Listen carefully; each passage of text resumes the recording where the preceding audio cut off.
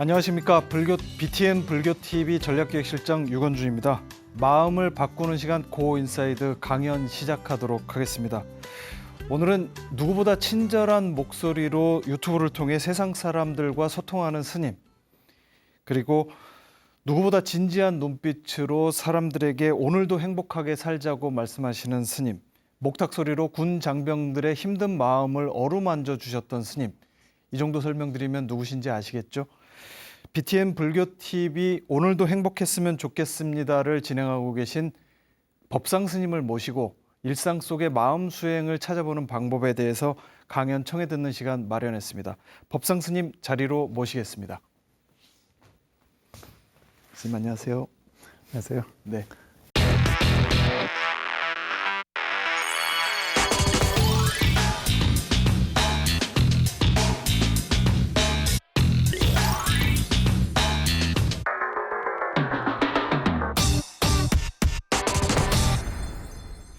부산에서 오늘 올라오셨다고 들었는데 힘들지는 않으셨습니까? 아닙니다. 괜찮습니다.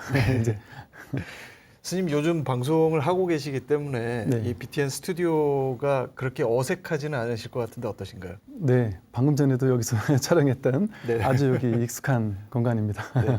요즘 그 유튜브에서 이 스님께서 진행하고 계시는 오늘도 행복했으면 좋겠습니다. 큰 인기를 모으고 있는데요. 비결이 뭐라고 생각하십니까? 큰 인기는 모르겠고 뭐 물어보시는데 제가 좀 이해력이 떨어지다 보니까 좀 쉽게 얘기하려고 노력을 네. 하는 점이 조금 이렇게 눈높이가 좀 맞지 않았나 네. 하는 생각도. 시청자분들께서는 스님 목소리가 너무 좋다는 이런 그런가요? 댓글이 많더라고요. 저는 그런 말은 어렸을 때부터는 들어본 적이 없었어서 낯선 말입니다. 예. 오늘은 오늘도 행복했으면 좋겠습니다만은 또 다른 그런 강연 들려주실 거라고 기대하고 있는데요. 오늘은 어떤 주제로 강연 들려주실 예정이신가요? 오늘은 이제 이 고인사이드라는 것처럼 우리가 이제 내면으로 들어가는 또 지금 또 비대면 이런 시대에 좀 이런 시대에 맞는 수행법은 어떤 게 있을까? 그런데 그것이 마침 제가 또 공부하고 있는 분야가 이제 초기 선불교 쪽인데 그게 의외로 지금의 시대와 잘 맞는 것 같아요. 이 현실 삶 속에서의 마음 공부 잘 맞는 것 같아서 그 초기 선, 조사선이라고 불리는 그 선에 대한 이야기를 조금 해볼까 합니다. 네, 마음을 바꾸는 시간 고인사이드 법상 스님 강연 아주 기대됩니다. 강연 청해듣도록 하겠습니다. 네. 부탁드리겠습니다.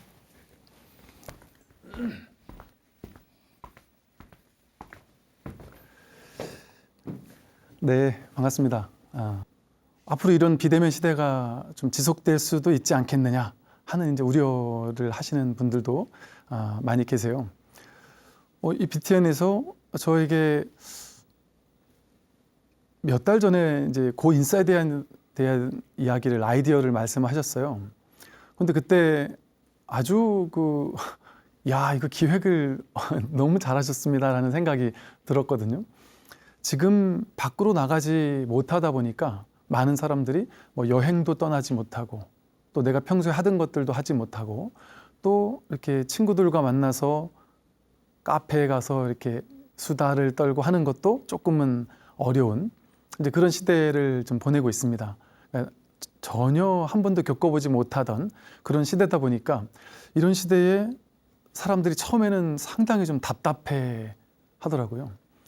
뭔가 나가지 못한다는 게 이렇게 사람을 좀 답답하게 할 수 있구나 그런 생각이 들었는데 이런 시대에 우리가 어쩔 수 없이 나가지 못한다면 그냥 여기에 있는 것 혹은 이렇게 고인사이드 하듯이 이렇게 안으로 들어가는 것 그런 것에 대해서 그냥 있는 그대로 허용하고 받아들이고 이것을 오히려 변화의 계기로 내가 좀 그동안 소홀했던 늘 바깥만을 바라보고 살았고 어떤 경쟁과 성공과 이런 것들을 향해서 뭔가 추구하고 달려나가던 그런 삶을 잠시 한번 멈춰보는 시간?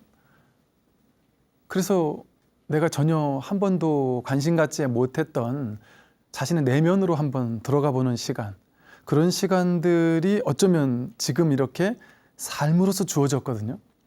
불교에서는 제법, 실상, 총목, 보리, 입처, 개진 이래서 지금 여기에 있는 이대로가 그대로 진실하다.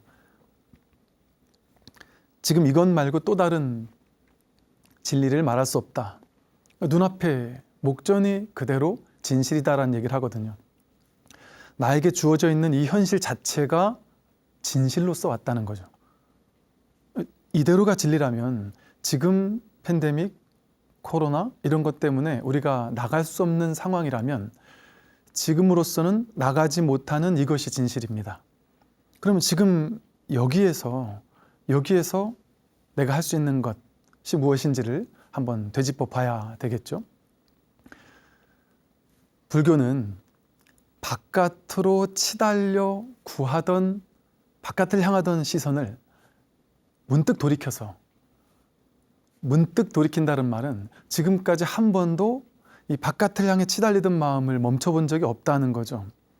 그런데 아주 단순하게 문득 돌이켜서 이 방향을 전환할 때, 그때 내가 전혀 한 번도, 늘 나와 함께 있었으면서도 한 번도 내가 관심 갖지 못했던 나라는 진정한 자기 자신이랄까요? 자신의 내면, 자기 본래 면목, 성품, 자성 혹은 마음이라고 불리는, 혹은 해탈 열반이라고 불리는 이 자기 자신에게로 한번 돌아가는 그런 이제 시간을 가져봐야 될 때가 아닌가 이런 생각이 듭니다. 그런 면에서 제가 오늘 좀 드리고 싶은 말씀은 선에 대한 좀 말씀인데요. 선은 따로 초기 불교 석가모니 부처님의 가르침과 선이 전혀 별개의 다른 이야기가 아닙니다.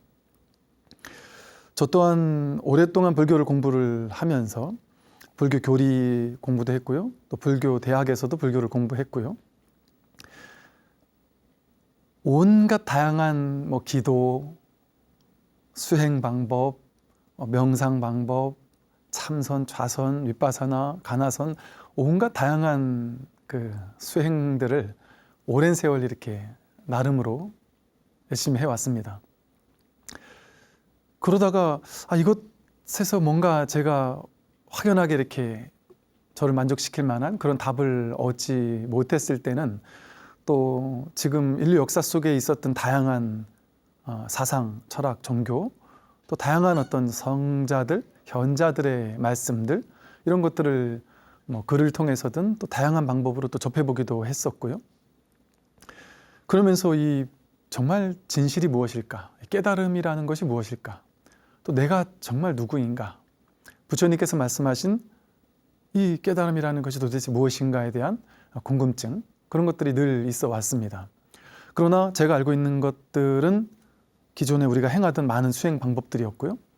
근데 그런 것들을 아무리 열심히 해도 제가 어떤 원하는 그 공부가 잘 익어가지 못했습니다. 제가 좀 노력이 부진한 탁도 있었을 것 같고요. 그러다 어느 날 문득 지금까지 내가 이렇게 공부하고 갈고 닦고 하던 것에서 답을 찾을 수 없다면, 그래서 불교 이외의 다양한 외전들에 대해서도 제 나름대로 공부를 하고 기웃거려 보았는데 거기서도 답을 얻지 못해서 이러지도 저러지도 못하는 상황 속에 좀 절망감 같은 상황 속에 이렇게 벽에 막힌 것 같은 그런 때가 있었습니다. 그때 아예 제로에서 다시 시작해보자. 초기 석가모니 부처님의 말씀을 기존의 방식대로가 아니라 아예 제로 베이스에서 다시금 한번 짚어보자.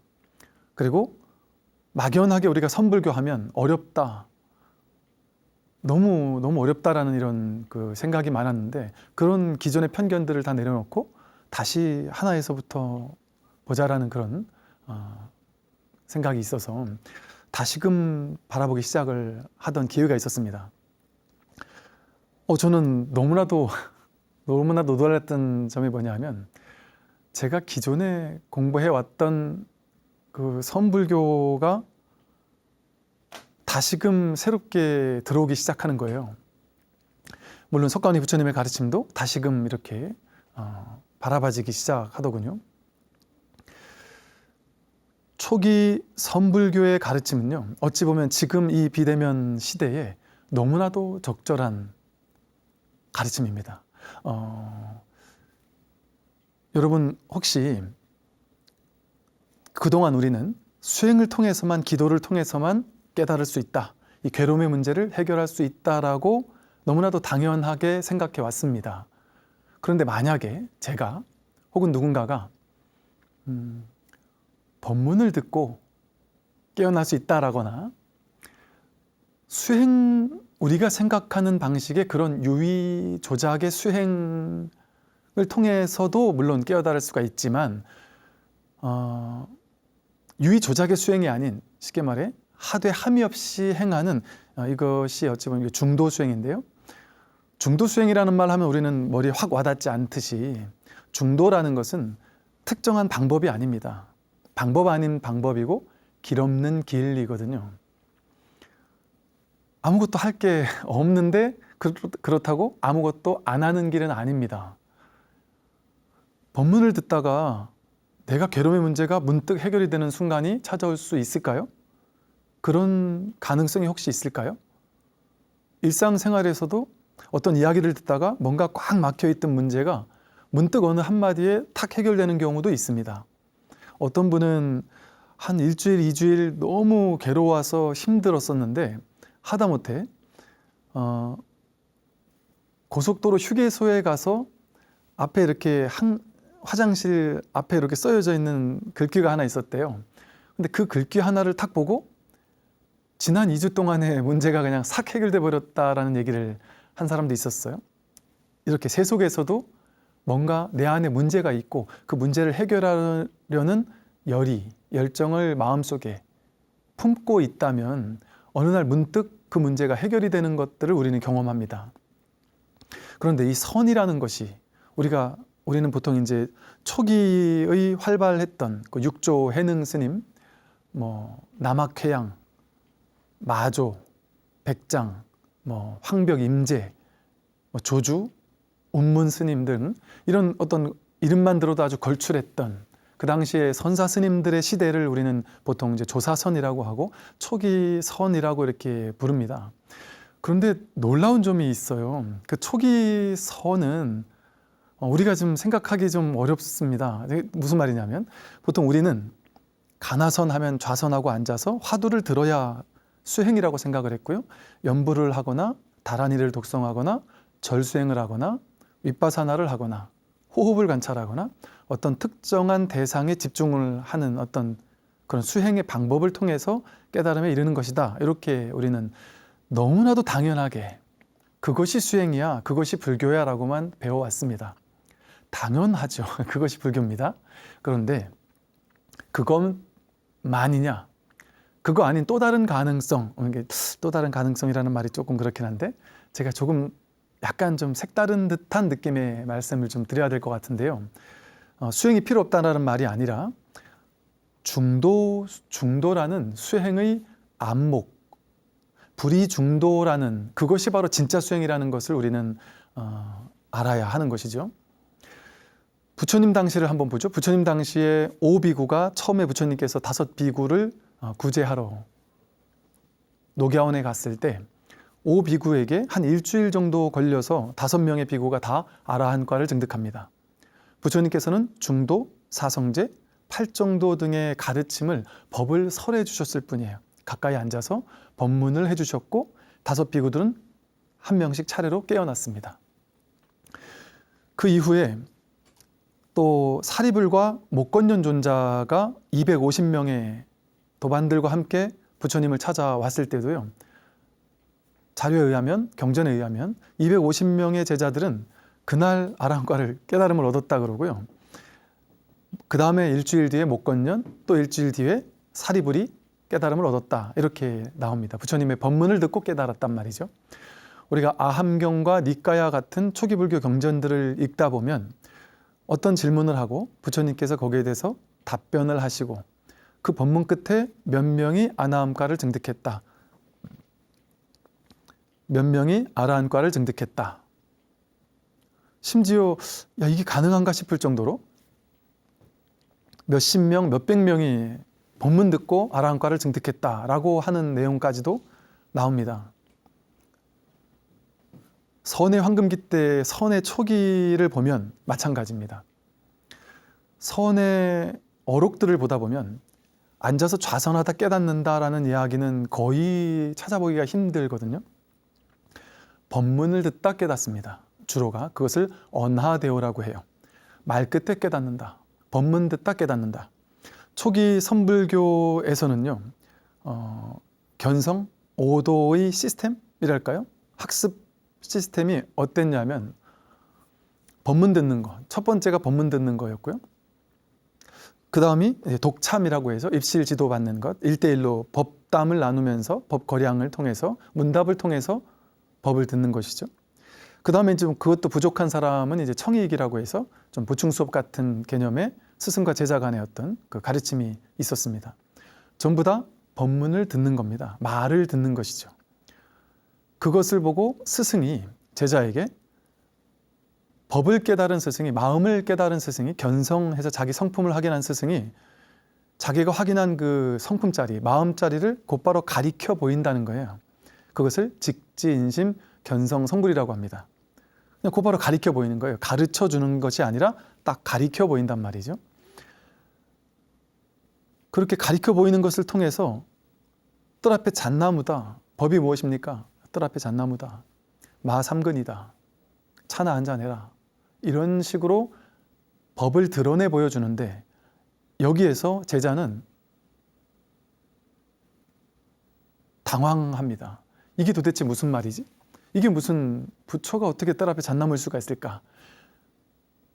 그런데 눈을 깜빡이면서 머리로 헤아리려고 하면 바로 할이나 방, 바로 스승의 호통이 날라온단 말이죠. 머리론 헤아려서는 안 된다. 이건 머리로 헤아릴 수 있는 문제가 아니다. 꽉 막혀야 한다. 오직 모를 뿐이라고 숭산 큰 스님께서 말씀하신 것처럼 모를 뿐 하는 자세. 왜 모를 뿐 해야 될까요? 분별해서는 안 된다는 거죠. 분별 가지고는 무분별지인 이 출세간의 깨달음과는 거리가 멀 수밖에 없습니다. 그래서 분별하지 않는 곧바로 법을 드러내 보여주는 스승의 직지인심의 법문을 듣고 제자는 꽉 막힙니다. 도대체 답을 낼 수가 없습니다. 그래서 방법이 없습니까? 하고 물었을 때 방법은 없다. 길 없는 길이다. 방법을 찾으려고 하면 여기서 저쪽으로 가는 데만 방법이 있지 않느냐. 너가 너를 깨닫는 거다. 이미 도착해 있다. 이미 부처는 완성되어 있다. 본래 부처다. 자기가 자기를 확인하는 것뿐이다. 그러니 어디로 따로 갈 필요가 없다. 그러니 이쪽에서 저쪽으로 가는 방법론이 필요하지 않는다.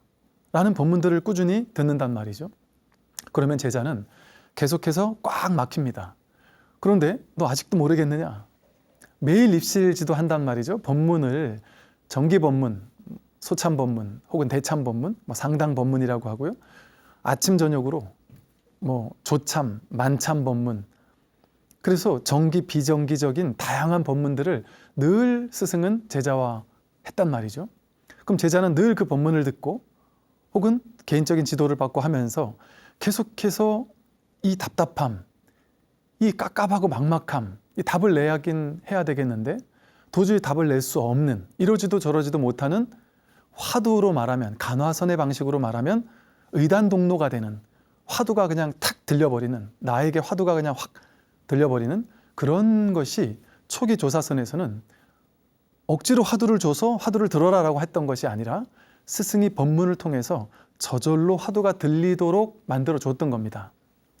그러면 제자는 스승의 법문만 듣다 보면 저절로 화두가 돈발이 되는 거예요. 쉽게 말해. 화두가 그냥 사무쳐서 아침에 눈을 뜨면 오로지 화두 이 자리를 확인해야 되겠다라는 생각밖에 들지 않는 것이죠. 그럼 늘 이 법문 시간이 기다려지겠죠. 그렇게 법문을 듣다가 문득, 도노라고 하죠. 도노. 문득 이 자리를 확인하게 되는 일들이 벌어진단 말입니다.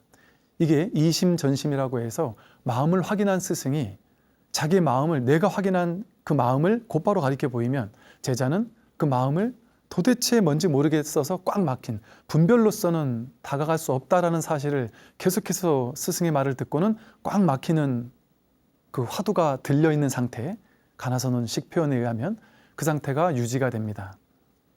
그러다가 문득 스승이 계속해서 찔러주거든요.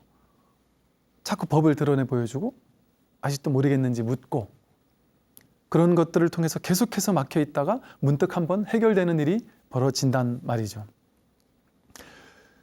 이처럼 법문을 듣고 깨달았습니다. 이 가나선의 방식으로 설명을 드리면요, 화두를 주고 화두가 딱 don발되길 기다린 것이 아니라 저절로 화두가 들리도록, 그러나 이걸 화두라는 말이 없었죠. 그때는 저절로 뭔가 이 수행 아닌 수행, 중도 수행을 저절로 실천할 수밖에 없는 상황으로 스승이 몰아갔단 말이에요. 법문을 통해서.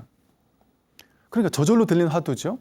그럼 이 제자는 기도, 염불 아무것도 안 합니다. 초기 선불교 시대에는 심지어 모토 백장어로 같은 것에 보면요, 모토 같은 것이 초기 선불교에서는 불전을 만들지 않았습니다. 대웅전 같은 부처님을 모시는 법당을 만들지 않았고요. 법당, 쉽게 말해 설법당만 있었습니다. 설법전. 설법당엔 부처님을 모시지 않고 주지 스님인, 항상 주지는 법을 깨달은 사람을 주지로 임명을 했고요. 그 주지 스님이 그곳에서 법을 설했습니다. 좌선은 초기에는 잘 없었고요. 오히려 초기 선 어록을 보면 앉아서 좌선하는 사람들을 질책하는, 부처를 흉내내는 것이냐, 앉아 있는다고 부처가 되느냐, 그런 이야기들은 너무나도 초기 선에는 많이 있죠. 이처럼 딱히 정해진 수행법이 없었습니다. 그럼에도 스승의 법문을 듣고 제자들은 문득문득 깨어나기 시작했고, 마조 스님의 입실 제자 139명이 있었다고 할 정도로 견성하고 보임을 이어가는 그런 제자들이 다수였고, 또 선오록 같은 것을 보면 제자가 스승을 찾아가다가 스승 있는 마을에 노파 할머니 분들한테 한방 먹는 이런 부분들도 많이 나오거든요. 방거사만 해도 방거사와 보살님, 딸까지 다 깨달았다는 이야기들이 있죠. 출가 제가자 할 것 없이 법문에 관심을 기울이고 법문을 들었던 사람들은 누구나 어찌 보면 아주 쉽게 깨달았기도 했습니다. 이걸 이제 언하대오라고 그래요. 이처럼 선은 법문 듣다 깨어나는 겁니다. 그런데 우리가 지금 수행은 법문 듣다가 깨닫는 게 무슨 수행이야 라고 낯설게 느껴지실 텐데, 그게 왜 그러냐 하면 이 초기 조사선이라는 불교가요, 선불교가 나중에 이제 한 1200년 넘어가면 이제 대해 스님으로부터 간화선이라는 어떤 새로운 수행법이 나오게 되는데요. 사실 이것은 전혀 새로운 게 아닙니다. 조사선을 그대로 이렇게 구조화시킨 수행법, 수행법화시킨 것, 그것이 간화선이에요. 그래서 간화선이고 조사선과 정신이 다르지 않습니다. 전혀 다른 것이 아니죠. 다만 조사선은 법문만 듣다 보면 화두를 들 필요 없이 저절로 화두가 들리게 스승이 그 역할을 다 해줬던 겁니다. 그런데 간화선이 어떻게 만들어졌느냐? 그 당시는요, 그 유학자들이나 요즘 말로 하면 장관이나 도지사급 될 만한 이런 분들도 상당히 불교 공부에 관심이 많았고 깨달음에 관심이 많았습니다. 그런데 그런 분들이 이 도인 스님들을 찾아가서 법문을 들어야 깨달을 수 있는데, 중국의 땅이 워낙 넓으니까 자주 가서 법문을 들을 수 없잖아요. 그러니까 편지로 문답을 오고 가거나, 그래도 부족하니까 뭔가 수행법 같은 거, 집에 가서 내가 다음번에 스님을 만나 뵈러 올 때까지 1년이 될지 2년이 될지 모르니까 그동안 내가 집에서 갈고 닦고 뭔가 공부할 수 있는 수행법을 좀 제시해 주실 수 없겠습니까? 하는 요구에 따라서 대스님이 간화선을 창시를 하셨지만, 이렇게 수행법은요 중도이기 때문에 하되 함이 없이 하는 거예요. 이 수행법은 아무리 좋은 수행법에도 거기에 머물러 있으면 안 됩니다. 부처님의 가르침이나 수행법은 전부 다 달을 가리키는 손가락이고 강을 건너는 뗏목과 같아서 결국에는 그 손가락을 보지 않아야 달을 볼 수 있고요, 뗏목을 버려야 저 언덕에 다다를 수 있습니다. 모든 수행법은 그것 자체에 머물러 있으면 안 되는 거죠. 그래서 불교를 무주법이라고 합니다. 어디도 머물러 있어서는 안 된다.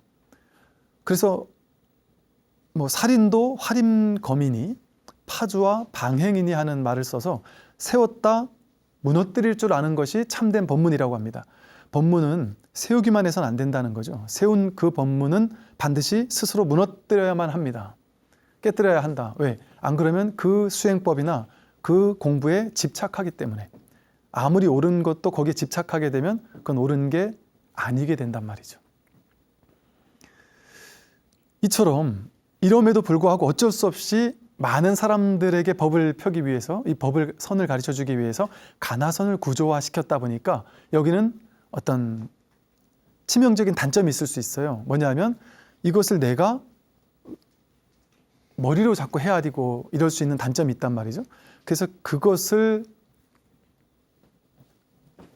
보완하기 위해서 10가지 주의점을 대스님도 말씀하고 계시거든요. 그러니까 이 주의점이 10가지나 있을 정도로 이제 가나선은 아주 훌륭한 수행법이지만 아주 좀 조심해서 해야 되는 수행법이죠. 그래서 스승의 지도를 받으면서 가나선을 실천해야 됩니다.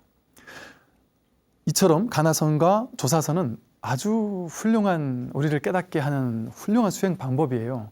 그런데 지금의 시대에 이 조사선이 너무나도 걸맞습니다.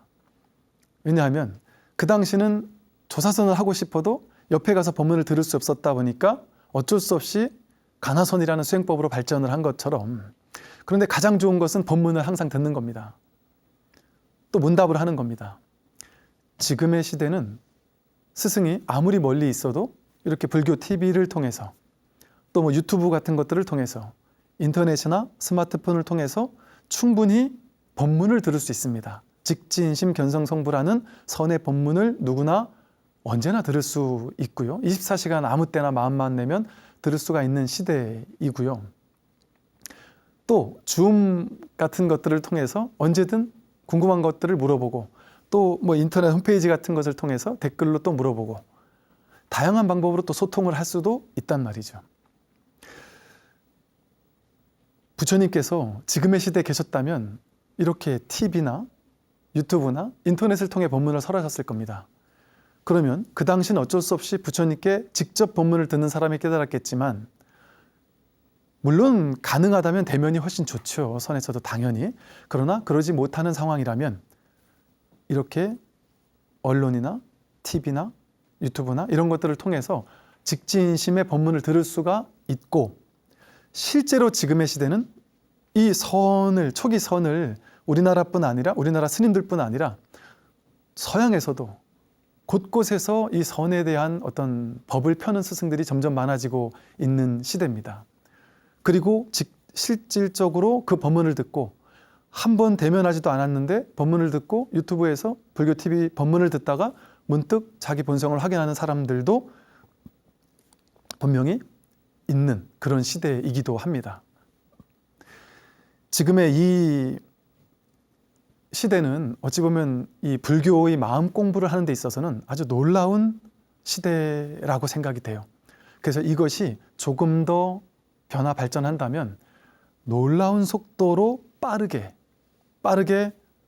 전 세계인들의 마음을 어루만져 주지 않을까 하는 저는 그런 생각을 한번 해봅니다. 너무나 쉽습니다.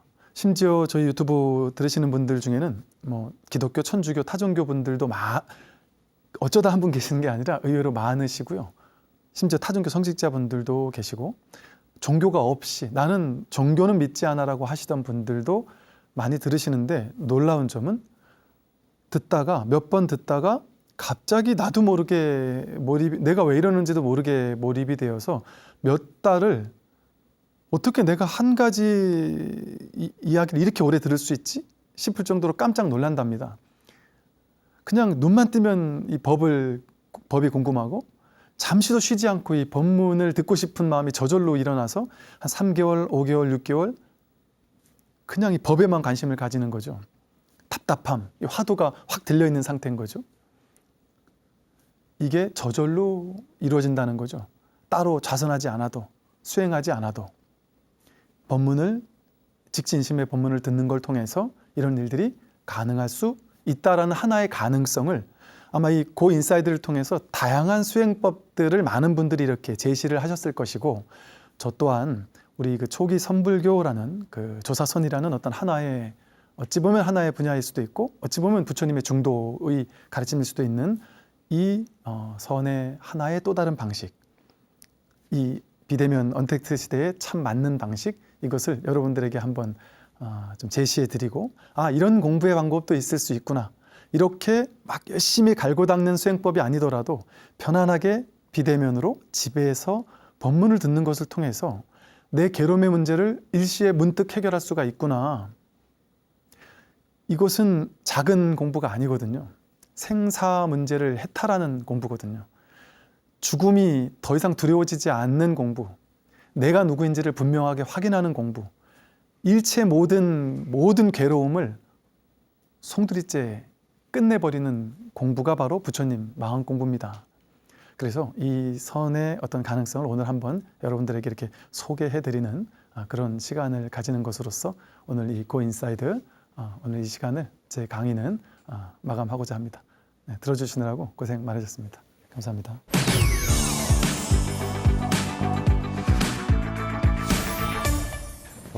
제가 스님 그 법문을 앞에서 들으면서 들었던 생각이, 법문을 많이 듣고 법문을 통해서도 부처님 말씀 듣듯이 깨달음을 얻을 수 있다.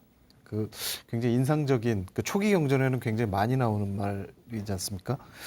근데 이제 그 이 분별심을 가진 중생으로서는, 그렇다면 좋은 법문은 어떤 법문이냐, 어떤 법문을 들어야 할까, 이런 생각이 들었는데 어떠십니까? 어떤 법문이 좋은 네. 법문일까요? 아까 잠시 말씀드린 것처럼 이것이 부처님의 그 중도 사상과 맞느냐. 다시 말해서 우리가 보통 이제 종교에서도 그 사이비 같은 데 한번 빠지는 이유가 이것만이 진리다라든지 이거 아니면 절대 안 된다라고 이렇게 묶어두려고 하는 이런 가르침이 있을 수 있어요. 근데 아까 말한 것처럼 이 법이라는 것은 달을 가리킨 손가락과 같아서 법을 드러내지만 또 그것을 스스로 이렇게 깨뜨리는, 이게 파사현정이라고 하는 삿된 것을 깨뜨려 주는 그런 어떤 법문을 들으셔야 되면서 이 선불교의 어떤 그 직지인심하는 그런 법문들이 좀 도움되지 않겠나 하는 생각들이 이제 이 조사선 입장에서는 들고요. 그러나 그것은 이러한 분의 설법만이 좋다라든지 이렇게 얘기할 수는 당연히 없습니다. 그것은 어찌 보면 자신의 그 안목에 대한 문제인 것 같아요. 그래서 내 스스로 이 공부를, 불교대학도 다닌다든지 다양한 불교를 공부해 보면서 자신의 안목을 좀 넓히는 것이 중요하다고 보고, 단 중요한 사실 한 가지를 말씀드린다면, 공부할 때 이 공부가 정말 훌륭한 수행법이었다고 생각되더라도, 아니면 이 경전이 최고라고 생각되더라도 이것만이 최고야, 이 수행법만이 최고야라고 해서 거기에 갇히는 공부는 하지 않는 것이 좋지 않겠나. 그러면 마음을 열게 되죠. 그러면 내가 지금 모르는 거라고 하더라도, 내 안목으로는 아직 들어오지 않는 것이라고 하더라도 마음을 열고 공부를 하다 보면, 지금은 요 정도 수준이 나에게 맞지만 또 나중에 점점 공부를 하다 보면 이제 자신의 안목이 점점 확장되면서 또 스승을 바라보는 그 안목도 또 달라질 수가 있고요. 그래서 다양한 이 많은 이런 곳에서 자신의 스스로의 안목으로 스승을 볼 수 있는 그런 안목을 갖출 수도 있지 않을까, 그런 생각이 듭니다. 예. 왠지 스님 책에서 제가 본 구절이 갑자기 떠오르는데요. 스님께서 어떤 그 책에 결국 돌고 돌아 방편을 뺀 초기 불교와 선불교에서 눈 뜨면서 더 이상 찾지 않을 수 있게 됐다. 스님의 경험담 같다라는 느낌도 드는데요.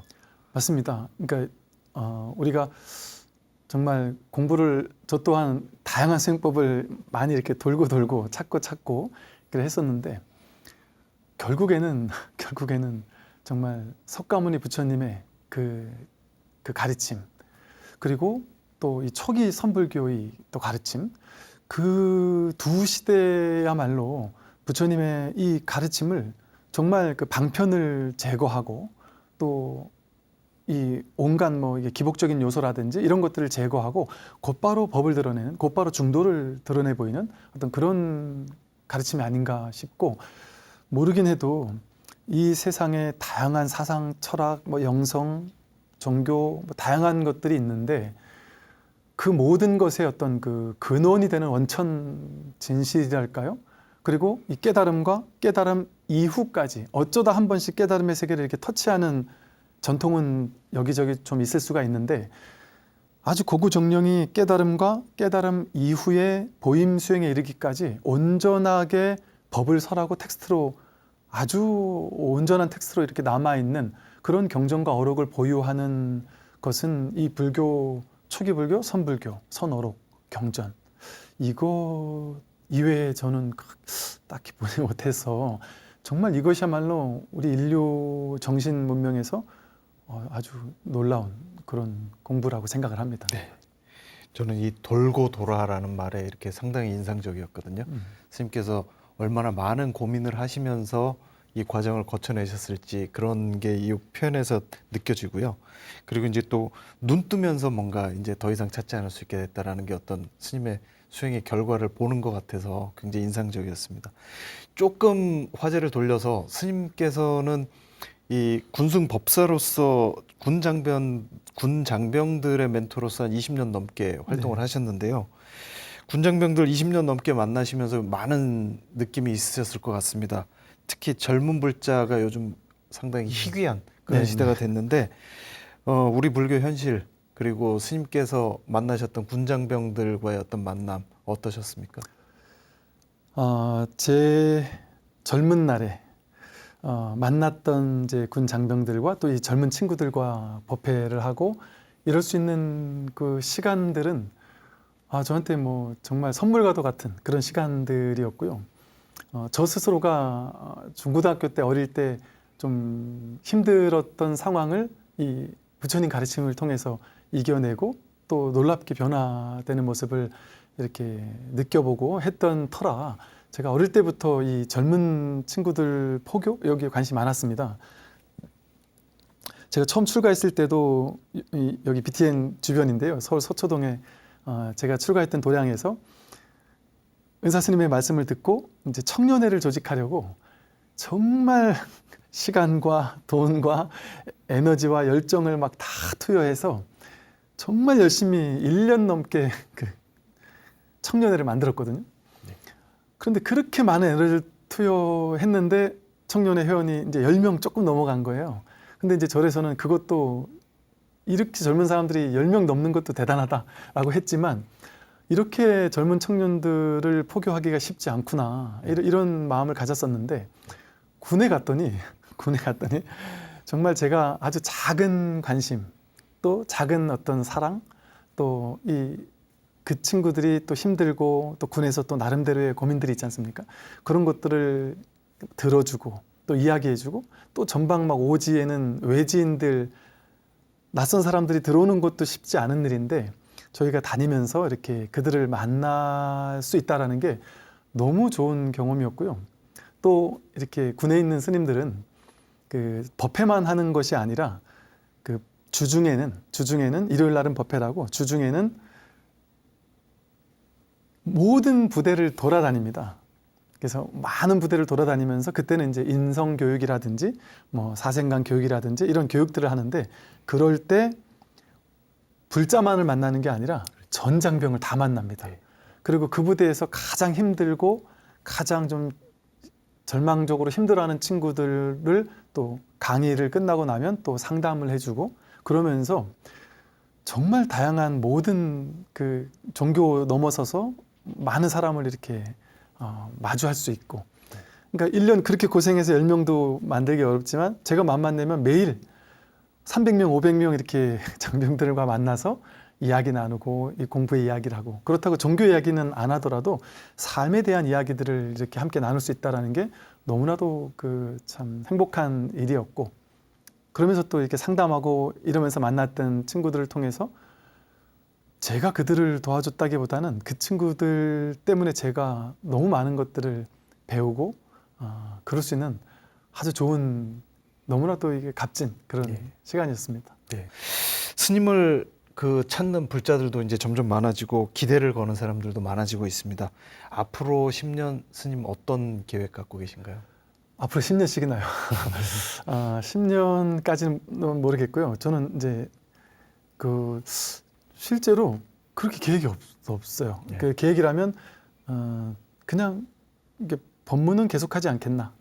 제가 이제 힘이 되는 데까지는 네. 할 수 있는 데까지는 이제 이 공부 말 그대로 상고불의 하와 중생이라는 이 원으로 제 공부와 또 이 할 수 있는 만큼의 어떤 공부를 함께 나누는 그런 이야기들을 하리라는 어떤 그 큰 원이 있고 나머지 작은 것들은 아마 그때그때 인연 따라 네.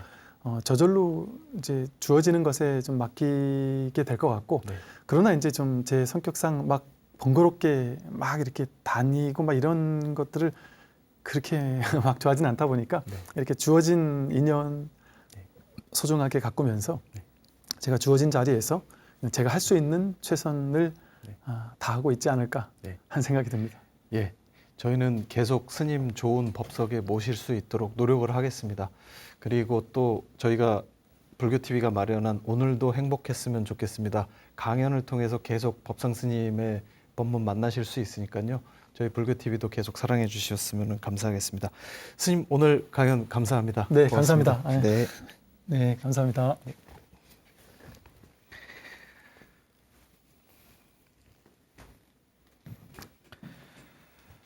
깨달음이 없는 시대에는 방편만이 성행한다. 좌선 위주의 수행만이 전부는 아니다. 법문을 들으면서 깨달음을 얻을 수 있다. 참 아프면서도 참 중요한 지적이 아닐 수 없습니다. 일상 속에서 자신의 문제를 가지고 부딪혀야 한다는 말씀에도 크게 공감이 갑니다. 경전을 보면 부처님께서도 그러셨습니다. 부처님께서는 당신이 던졌던 질문을 끊임없이 깊게 파고들었던 그런 수행자이셨죠. 다른 사람의 문제가 아니라 부처님 스스로가 던졌던 질문이었습니다. 우리가 우리 스스로의 마음을 바꾸기 위해 무엇을 먼저 해야 될지 생각하게 해준 아주 그런 중요한 시간이었던 것 같습니다. 법상 스님께 감사의 말씀 드립니다. 마음을 바꾸는 시간 고 인사이드, 오늘도 함께 해주셔서 감사합니다. 다음 주에 다시 찾아뵙겠습니다. 안녕히 계십시오.